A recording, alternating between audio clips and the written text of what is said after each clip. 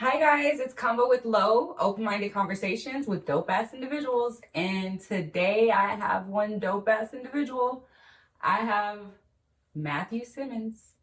Hey everybody, what's up?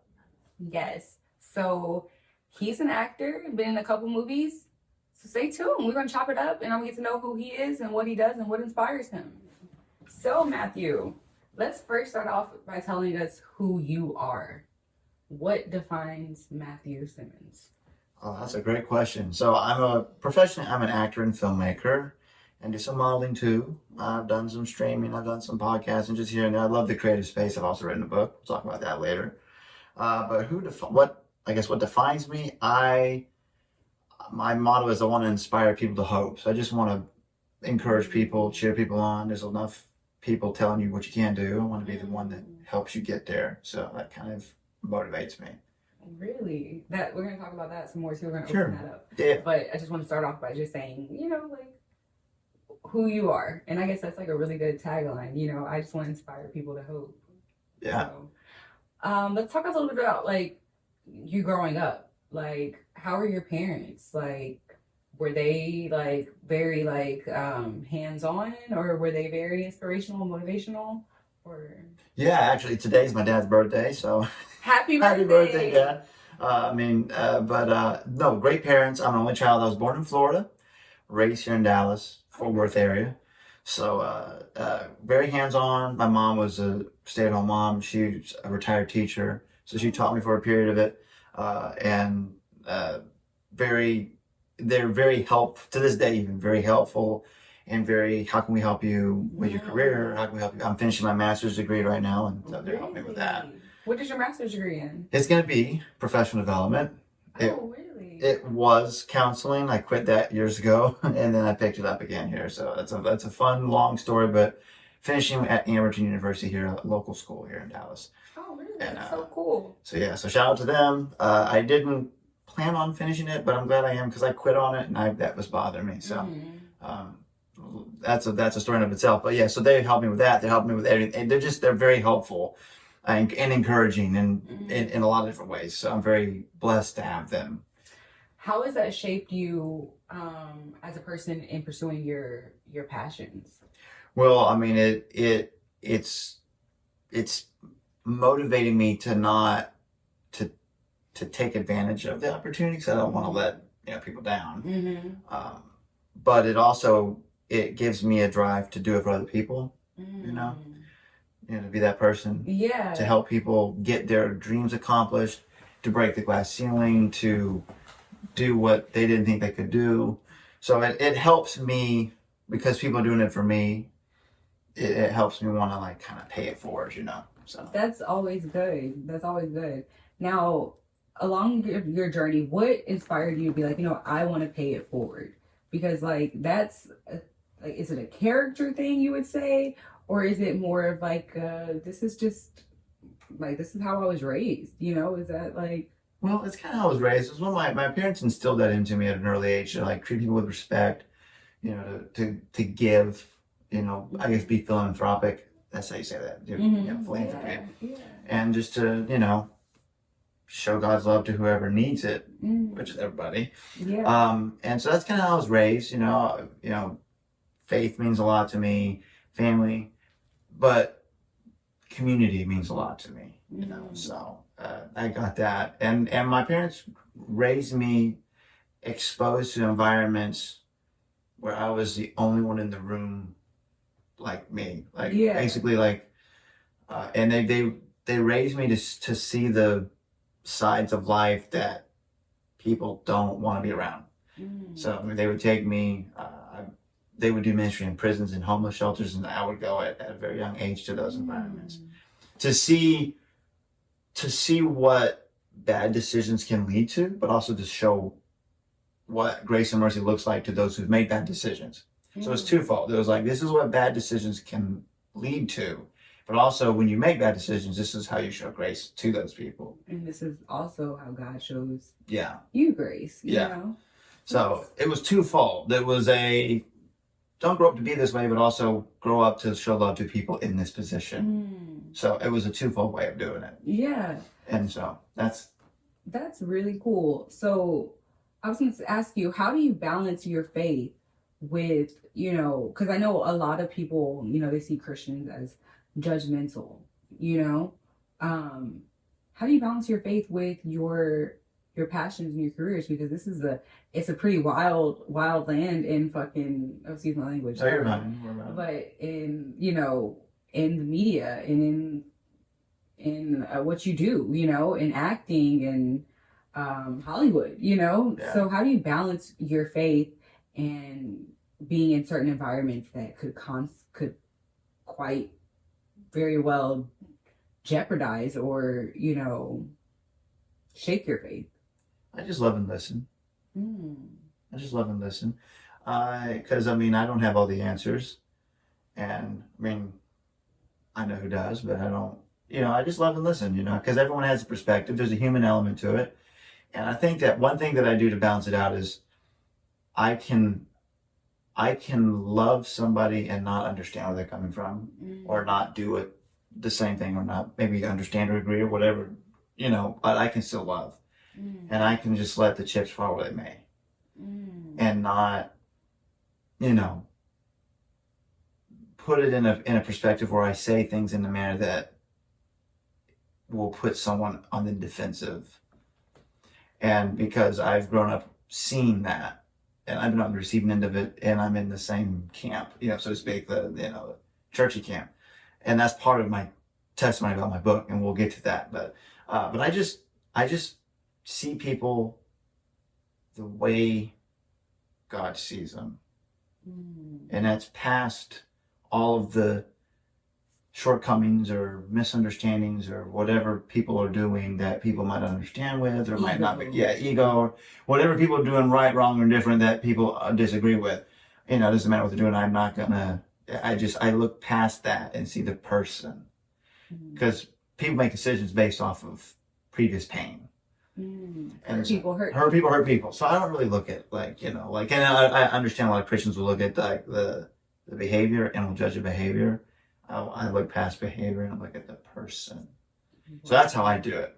That's very Jesus-like, which is kind of like a breath of fresh air, because I will say that, of course, I can even be judgmental of Christians at sometimes, I'm a spiritual person. I don't really ascribe to a religion, but I did at one point. I was heavily involved in the church.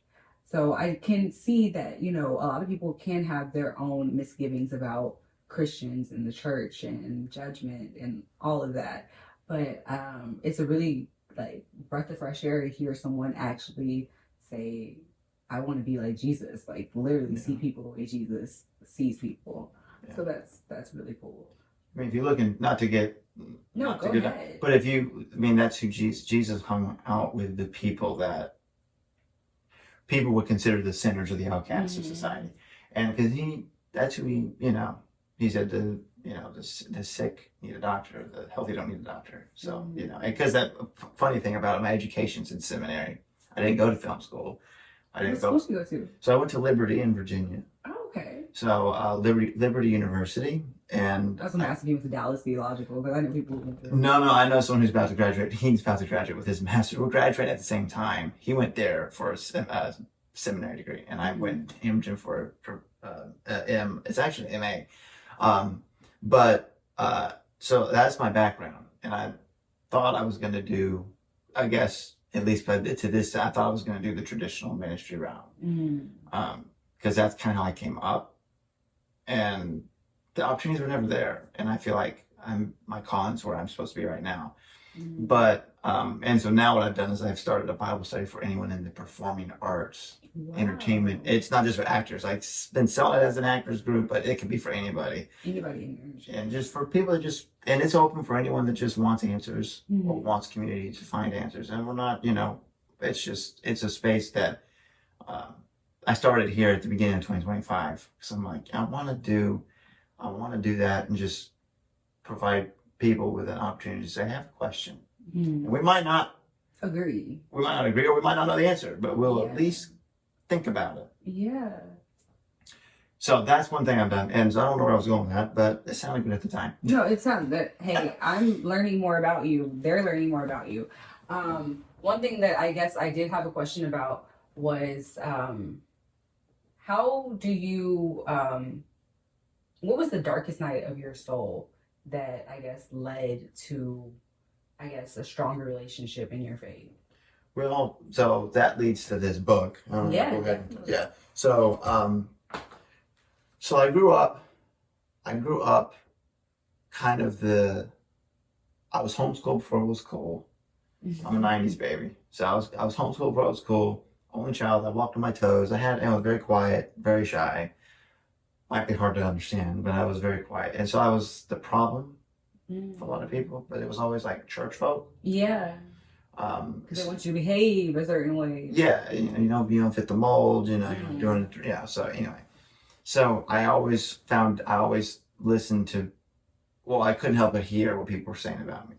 There's always people that were supposed to be loving. And so that led me, as I got into my teenage years, to feel very insecure, very isolated, unlovable, unworthy of love. And I didn't realize it then. I discovered it years later as I kind of did self-reflection and all the personality tests and self-assessment tests. I think I've taken them all. I may have not taken them all. I don't know.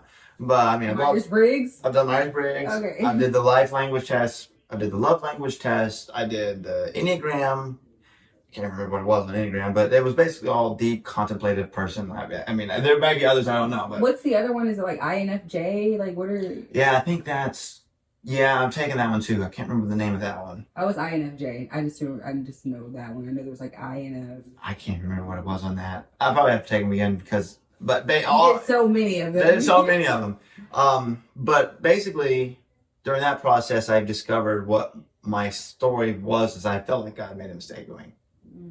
But so rewind it back to when I didn't know that's what the label was, but I knew it. I really felt God said "oops" with me, because everyone saw me as a mistake. So come 2020, I wrote and published this book here called God's Only Mistake. It's a story of rejection, redemption, and restore faith in God. And it's really quick. It's like 65 pages. It was written with the non-reader in mind. You can sit down and read this and quick read, but I go through more of it. And then on YouTube, I did a video, kind of like an I Am Second style video. Yeah. Called the same thing, God's Own Mistake. Really? So if you watch, it's like a little over an hour long. So if you watch the video and read the book, you kind of get a big picture of it. And I did that on purpose. I left some of the stuff out in the book and some of the stuff out in the video so they kind of come together. So you can watch, So that's... I would definitely love, I mean, for me personally, mental health and like, I struggle with bipolar disorder. I've been diagnosed with it. So that's a big thing for me. And I can definitely relate to, I guess, feeling like the odd one out,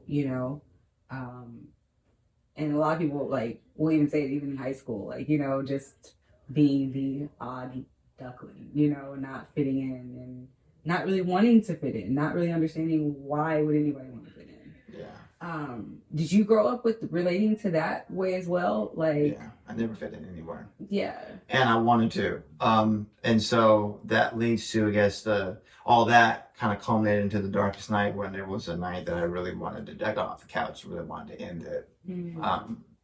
And I think it was kind of like it was like a bluff to see if I could get God's attention. And I felt him stop me and say, you don't want to do this. Because I was 17 at the time.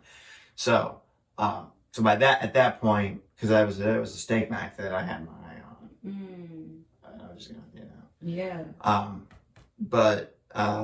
And I would lay in bed at night fantasizing about dying because the pain was, because I couldn't leave my house. So what the issue was that I had really bad anxiety, really bad panic attacks. Could not leave the house without having severe anxiety because I felt like everyone in public was judging me. That's what I thought. And I had been, I'm a skinny guy. I've always been a skinny guy. And so I'd have girls tell me, or talk about me behind the back that I, was anorexic. And I thought these women were, the girls were all, in high school or middle school at the time. So I thought these girls were really pretty, and they're over here like slandering me, saying stuff about me to each other, and I really had a bad view of me. And so that all kind of culminated. And of course, you're hormonal. I was 17. You're hormonal. You're already, the world's just coming to an end because you're 17. Yes, everything's bigger than what it is. Yeah. But I really had some real stuff going on. And so that was kind of like the darkest moment. And then on top of that, probably rock bottom was, and I talk about it, but we took a family vacation in August of 2007 to Branson, Missouri. And we were at the Dixie Stampede, Dolly Parton show.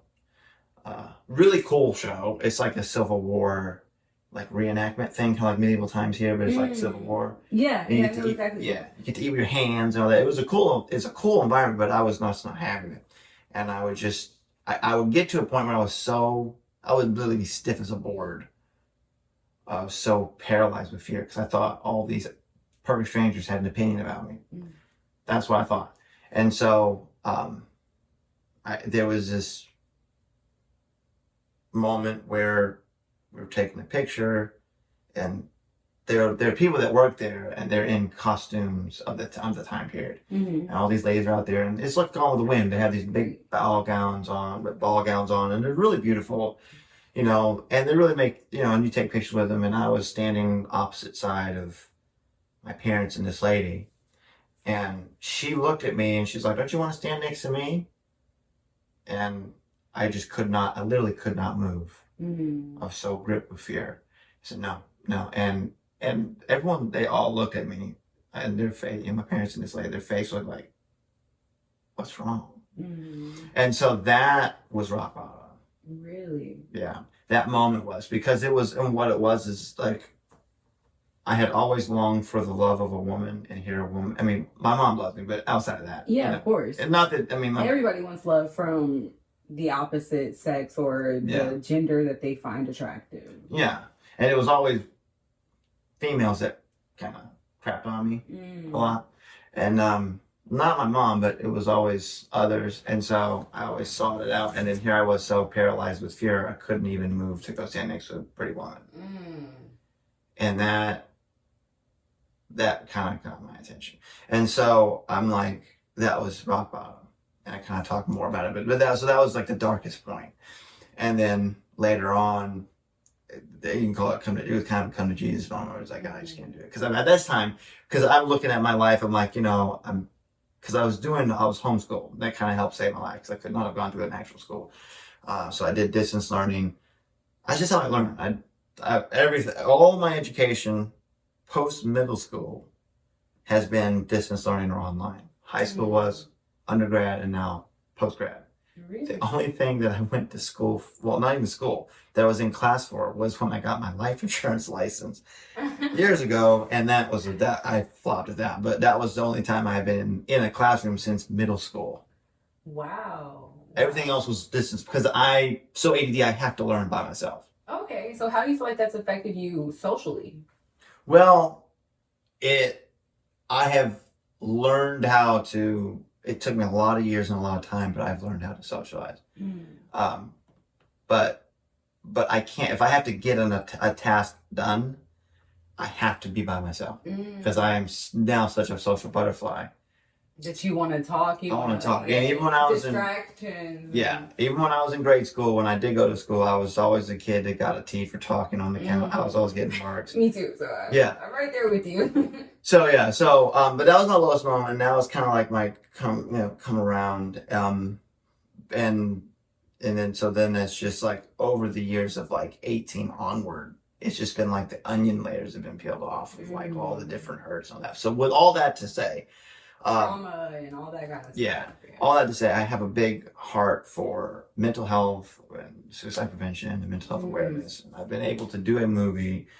Didn't know at the time when I auditioned, but I've been able to do a movie that's a suicide prevention movie. It's called Stay. It's a Nollywood movie that's on Tubi, starring Stella Damasis. So, and all of my Nollywood fans, Nigerians, West Africans will know who she is if they really pay attention to that. I don't say genre because it's not a genre, that industry. The industry, Yeah. So I didn't know when I auditioned for it, but it was a suicide prevention movie. It's called Stay, Your Life is Precious. So they did a music video, they did a book, and they did a movie. I was part of the movie, not the other stuff. But it's. What was your role in the movie? So I play a guy named Easy, who the name does not suggest who I am. I'm pretty hard headed, but I'm somebody that doesn't want to be the father of the child that I have created, or Yeah. and so that's just that's my story arc, but it goes through the whole, all the an unwanted pregnancy, unwanted life, all the unwanteds of life is what the movie addresses, and how to navigate that. And it was created by a pastor here locally. She had, suicidal. She has the same heart for it. I think she saw it as a problem. Ema Smart. Ema Smart and her husband, yeah. Okay. They wanted to create it. And so being a part of that meant a lot to me. And I want to do similar things to that, because I have a heart for people that struggle with that. Especially since you've been through it. So yeah, it hits home for you. It hits home. And you can't, it hits everybody the same. Like there's no race. Yeah. Like, it hits culture. Yeah, it hits every culture, every economic religion, standing. Everything. Yeah, it just hits people. Yeah. Human beings, it hits. No, it hits animals too. So I mean, like, I know, just like it's, depression and mental health is like a really big thing that, and I will say, like, it's been known, and I would say, I don't want to just break it down to race, but like, it's been a common thing within the white community for several years, but it's never been voiced in the Black community. And so it hasn't. It's like, it should. It definitely should. I think it does have a role in our, the programming that we have, because of course, it's a different culture, being Black. It's just, you see depression as weakness, and it's like, we gotta be strong. I think it's like, you need to, whatever your calling is and whatever the universe, God has put on your heart and made you passionate about, you need to be that person, that you needed when you were in that moment. And it seems like you're really doing that. Yeah. Well, I mean, I'm blessed to be in a position to help others. And I mean, I want to be able to, and it's hard for men too. That's another thing. I didn't mention that, but within the Black community, even like within, certain religions, the Muslim community, just like, it's really looked upon as weak, or, even in Christianity, it's looked at as like, could be a spiritual attack. I've even heard that, growing up with depression myself. So, I'm sorry, let me get back to what I was going to ask you. What do you feel, because we've pretty much been talking about it, but what do you feel like your ultimate purpose is? That's a good question. I feel like inspiring people to hope would probably be it. I love communicating. I love speaking.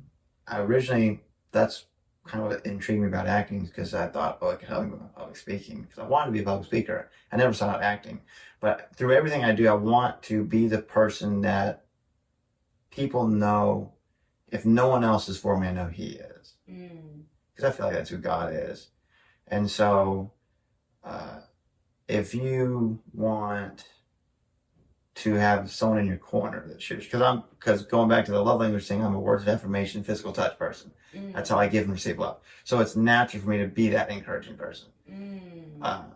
And I want to set an environment where I gather people together to where they feel that. And that, I don't know, because I just do it. I mean, it's natural to you. It's natural. So I don't sit here and pontificate like, oh, so what's my purpose in life? I feel like I'm just doing it, and then sometimes I have a hard time articulating it. But I came up with this like life statement. I heard a speaker say, "What's your life statement?" And I'm like, because everyone has a why statement for their business, or for their or their mission statement for their company. But like, what's my personal one. I'm like, well, to inspire people to hope, to inspire them to push them towards hope, and then to give them a reason to hope. Mm-hmm. It's kind of like a twofold thing, you know. Yeah. Point them in a direction where they can find hope, and I believe that is it. And do you feel like that's because at one point you felt hopeless? Mm-hmm. Yeah, I do, because I don't want anyone to feel that way, and I don't want because you don't want. I don't want people to think that they have to have a permanent solution to a temporary problem, because everything can be solved. Mm.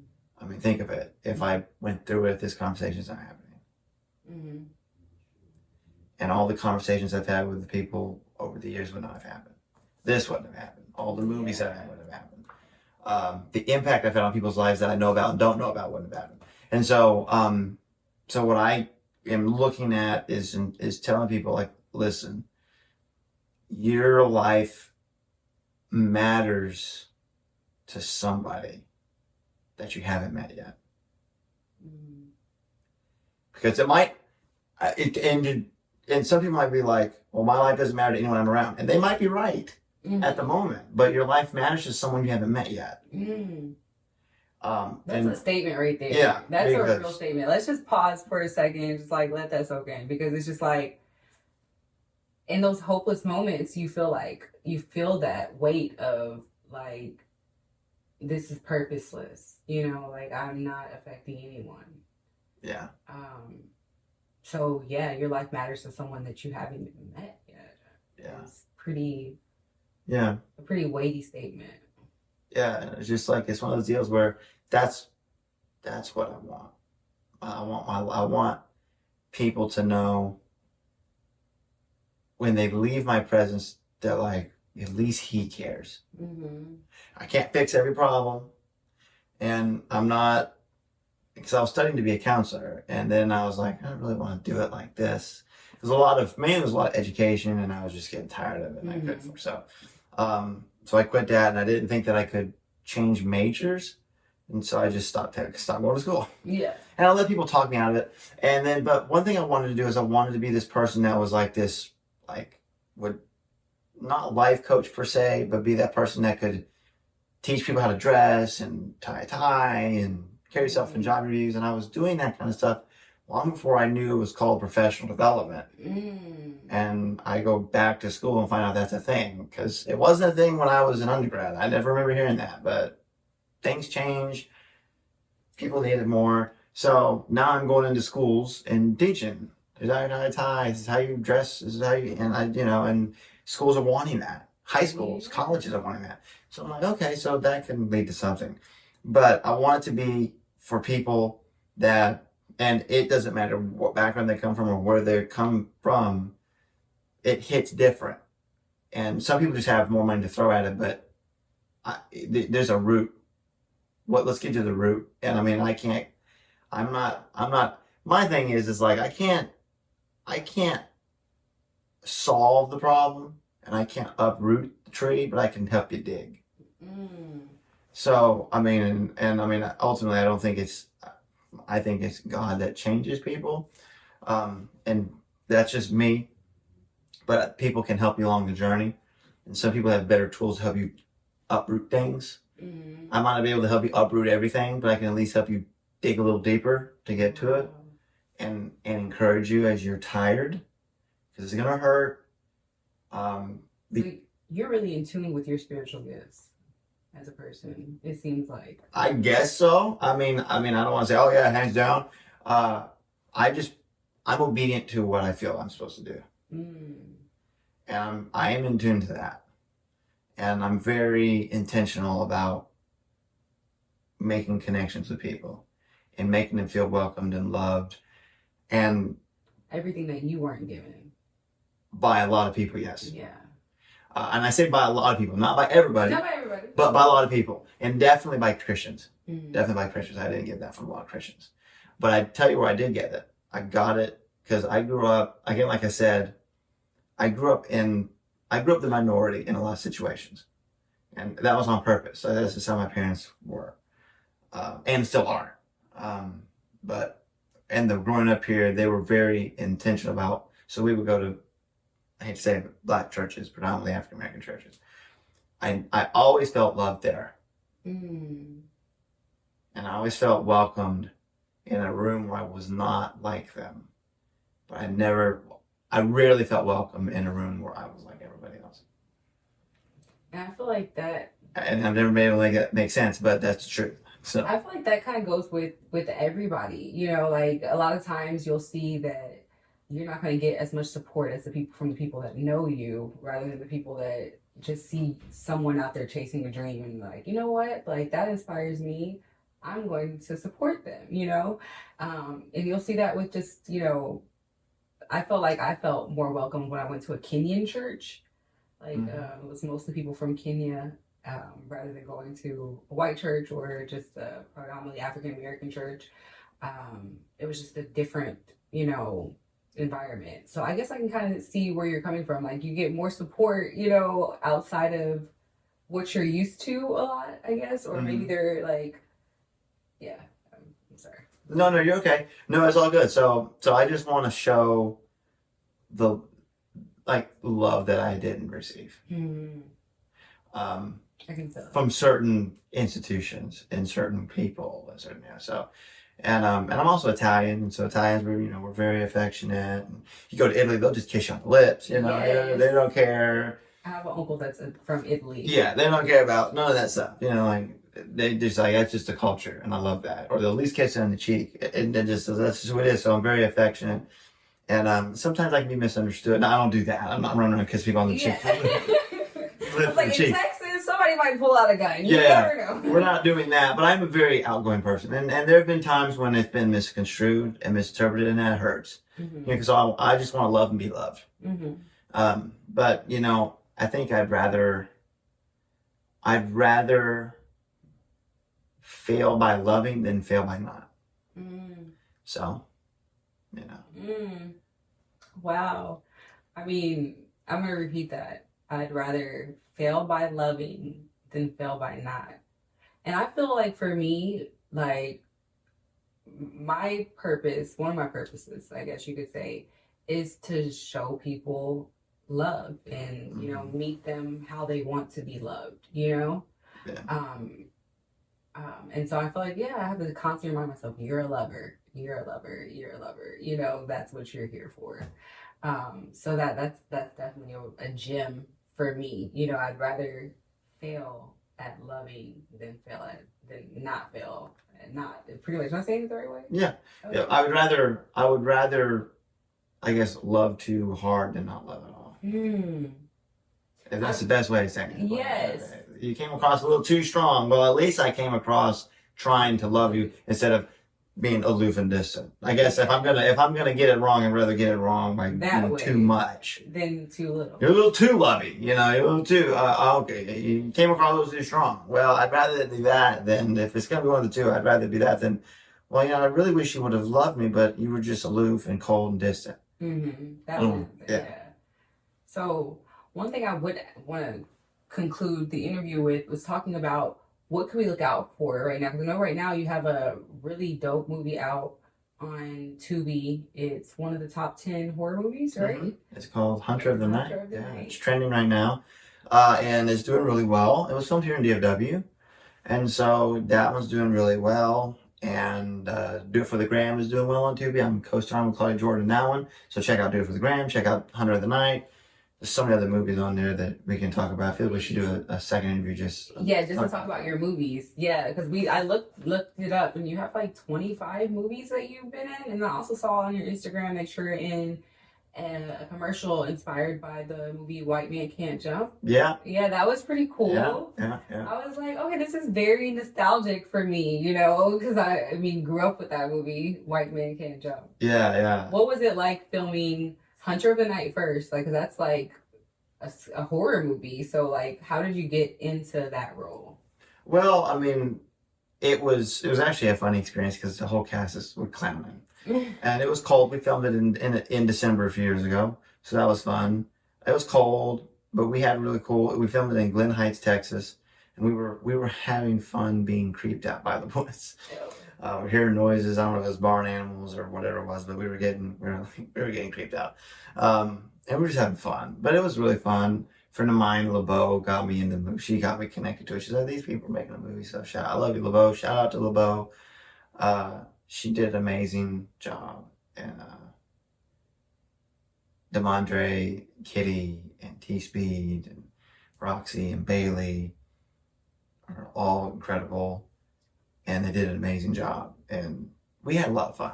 And so that's about that situation right there. So, yeah. All right, that's pretty cool. So we can look out for, definitely check out Hunter of the Night on Tubi. It is trending right now. Definitely check it out. And then, you know, check out Matthew Simmons on Instagram. It is Stylish Leadership. Am I saying it right? That's correct, yeah. All right, Stylish Leadership. We're going to tag it right here at the bottom. Check out, see what he has coming up next.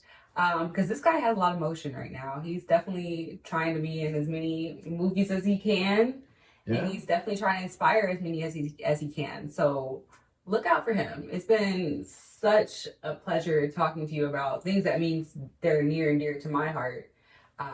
And also just to talk about some things that, you know, kind of like resonate with people, you know. So I definitely appreciate your transparency. Well, thank you for having me. It means a lot. All right. So this has been Convo with Lo, open-minded conversations with dope-ass individuals. And this has been one dope-ass individual. Yes, check him out. Matthew Simmons. Thank you. Thank you.